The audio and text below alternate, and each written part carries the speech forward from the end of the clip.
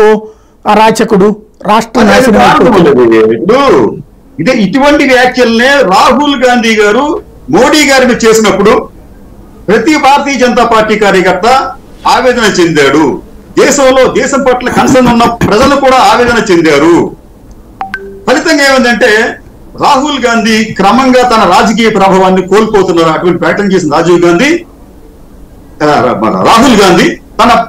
తన రాజకీయ ఉనికిని క్రమంగా కోల్పోతున్నారు. అటువంటి పనే ఇక్కడ వీళ్ళు చేస్తున్నారు. అక్కడ కనీసం నేర్చుకోవాలి. జాతీయ స్థాయిలో ఏం జరుగుతుంది, పొరుగు రాష్ట్రాలు ఏం జరుగుతుంది, అవి చూసి నేర్చుకోవాలి. మీకు ఇవన్నీ కేసీఆర్ కూడా అనేక మంది వ్యక్తిత్వ హననానికి పాల్పడ్డాడు. ఆయన ఈ రోజు చూడండి ఆయన పరిస్థితి ఎట్లా ఉందో. వ్యక్తిత్వ హననాన్ని చేసే ఎటువంటి చర్యనైనా, ఎటువంటి వ్యాఖ్యనైనా మనం ఖచ్చితంగా దానిని ఖండించవలసిందే. అది ఎవరు చేస్తున్నారనే విషయం పక్కన పెడితే అటువంటి మాటలు మాట్లాడటం అనేది భావ్యం కాదు. అలాగే 4 వివాహాల గురించో ఇంకో దాని గురించి కూడా మాట్లాడటం అంత భావ్యంగా నాకైతే అనిపించట్లేదండి. రైట్. ఆ ఇంపాక్ట్ తో ఎలక్షన్ జరిగి ఉంటుంది అనుకుంటారు, లేదనుకుంటారు? ఆ ఇంపాక్ట్ తో ప్రజలు ఓట్లు వేసేటప్పుడు దానికి అనుకూలమో వ్యతిరేకమో అని ఏమన్నా ఉంటుంది?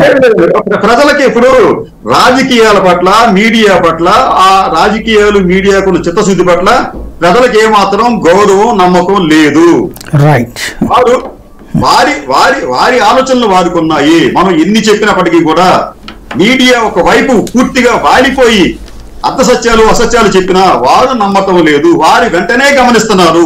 ఈ వార్త వచ్చిందంటే ఈ వార్త వాటి ఏం చేయాలి, ఈ వార్త ఈ పేపర్లో వచ్చింది, ఆ పార్టీకి అనుకూలం, ఇది వ్యతిరేకం అని చెప్పి.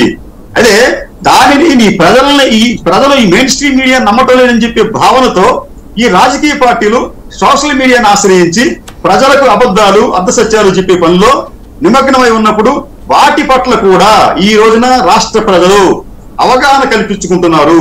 ఈ సోషల్ మీడియాలో వచ్చే పోస్టుల్లో ప్రతిదాన్ని కూడా పూర్తిగా నమ్మటం తగ్గిస్తున్నారు.